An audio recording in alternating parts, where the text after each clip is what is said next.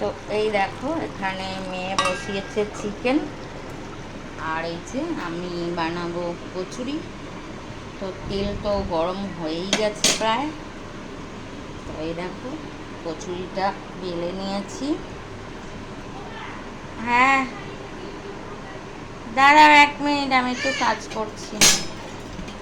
তো এই যে তেলটা একটু অল্প গরম হয়েছে, আমি গ্যাসটা কমিয়ে রেখেছিলাম। তো এবার গ্যাসটা জোরে করে দিলাম।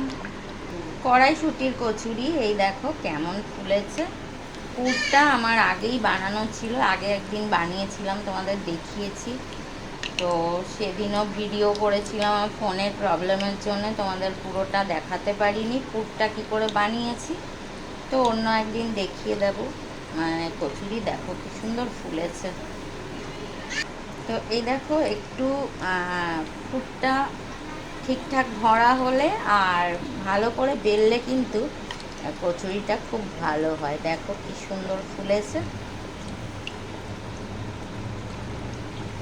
তো এই দেখো এইভাবে সবগুলো আমি তৈরি করে নেব। এই দেখো একটু বড় বড় করেছি, কেন একেবারে ছোট ছোট অনেক সময় লাগবে। তো দেখো সবইগুলো বেশ ভালোই ফুলবে। এই দেখো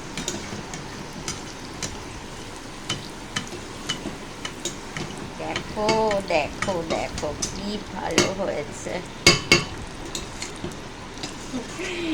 দেখো আর আমার না এইগুলো বানাতে বানাতেই মনে হয় খেয়ে নিই দুটো, আমার এত ভালো লাগে। গরম গরম খেতেই তো ভালো লাগে। তুই কি করছিস, হয়ে গেছে? আমি আলুটা দিচ্ছি। হয়নি হয়নি, গ্যাস কম করে চাপা দে। তো ওকে সব বানিয়ে দেখাচ্ছি। তো এই দেখো রেডি হয়ে গেছে চিকেন আর কড়াইশুঁটির কচুরি। তো কে খাবে চলে এসো।